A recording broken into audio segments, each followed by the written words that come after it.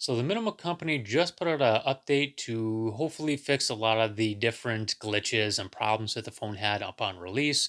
So I've had my phone for almost 2 months now, and if you haven't watched my 30-day review video, watch that before this one to show you all the glitches and different things that I had and the problems I had and the frustrations that a lot of people were having when they got the device.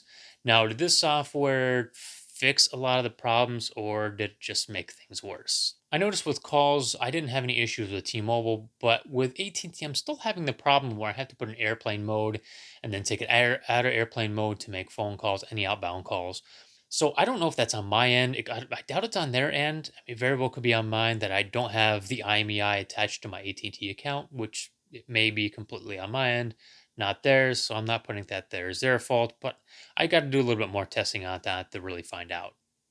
I use my phone quite a bit one-handed. I do have big hands, so that works in my favor. If you have smaller hands, you probably won't be able to use this phone one-handed. But before the update, in order to capitalize a letter or put a punctuation or put a number, you had to hold down the Alt key or the Shift key at the same time as hitting the designated character that you wanted. Now all I have to do is tap the Alt or the Shift key once and then tap the capitalization or number or punctuation that you want, which is a huge help, really good, because it was a little frustrating trying to do the alt and hitting a number because the number and the alt key are so close together. So, one of the biggest problems I had before the update was screen sensitivity.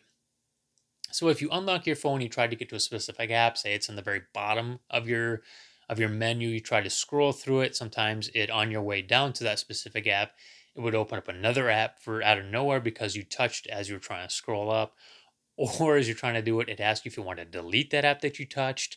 And if you're on the internet and you're trying to scroll to a specific page, trying to look something up, it opened up a random website you didn't mean to open up as you were scrolling down. It got a little frustrating, and many times you had to hit the back button to get to back where you wanted to. But since then, it seems to be working out really well. I haven't really opened up any apps that I didn't want to. So typing in the keyboard is a really good experience now. I don't have any issues with it reading any letters. I can type as fast or text as fast as I want, and it reads every letter and punctuation that I use. No issue. So my 30-day review video, I had mentioned that the phone really wasn't usable in the cold. It would unlock, but you can't scroll, you can't do anything on the phone. You can type if you can get to a specific thing, but the touchscreen really didn't work at all. So it really hasn't been too cold here yet. It has been below 40, but it I didn't seem to have any issues. It was a little bit slow, but it was still usable. I really didn't find any issues there. Now for the disco mode problem, well, the screen would flash randomly when you try to take a picture or you try to open up application. That would just freeze, and all it would do was just flash on and off. You had to close the application and go back in. I found that it's gone. I tested it. I tried to do a stress test on it. I could not get the disco mode to happen again, which is great. But the only thing, it does happen in high resolution applications. So if you're watching a YouTube video where it has supposed to have a high refresh rate, and when you put it in slow, it will flash, but that's to be expected. You put in ultra, it's not going to flash. It's going to be a really smooth experience. So before I was a little bit hesitant on saying the phone is worth it at the price that we're asking because of the problems I was having with it, the screen issue, the keyboard issue, like it's the two main issues I had. It was tough for me to say that the phone is worth it, but I think since the update, it's definitely worth it now. I enjoy using this phone a lot more. I'm not using my laptop or my tablet to write emails as much as I used to or go to specific apps because it was just difficult to use on this phone at the time. Now I think that it is still a work in progress, but I think right now it is definitely the phone we were promised. And I understand this is a startup company. This is the first phone they've made. This is a brand new thing they're doing. And a business owner myself, I know there's obstacles, there's delays, there's everything that you could think of, and you're learning as you go. And they're actively trying to make this phone as optimized and perfect as they possibly can. They're working behind the scenes, doing updates and listening to feedback, listening to your feedback, my feedback on how to improve the phone. I know one of my concerns with the company, I know a lot of yours was communication.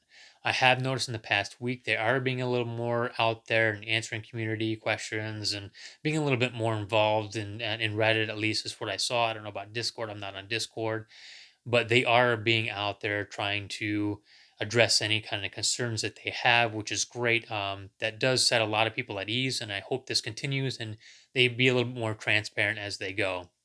But I do understand that they are trying to fulfill orders and update software as they go to make the phone better. And I know that if they do come out with another phone, they will have a little bit more smoother transition than this one was. But like I said, this is their first phone. And I think honestly, the phone that I got was actually better than I thought it was going to be when it first came out. So I am kind of impressed with the phone and I don't regret buying this phone. I actually bought two of them. I have one right now. I don't have the other one. I'm sure the other one's coming here soon. So my last video, I had you guys ask me questions about the phone. I tried to answer as many as I could that I knew the answer to. There were some about apps and different softwares that I wanted to wait till the update came out before I answered any of those because I wanted to be the full experience because it was a little bit glitchy. I wanted you guys to know that after the update, how the apps work after that. So in the comment section below, I plan on taking all the questions you guys have about the company and the phone, the ones that I can't answer, and plan on putting it one big message email and sending it to the company. And once I get an answer from all those questions, I plan on uploading a video probably within a week or two, answering all those questions that you guys have. So please leave any kind of questions down below. I'll try and get those answered as quickly as possible and as soon as possible. So watch out for a video for that. So subscribe to my channel, hit the notification bell so you don't miss that video.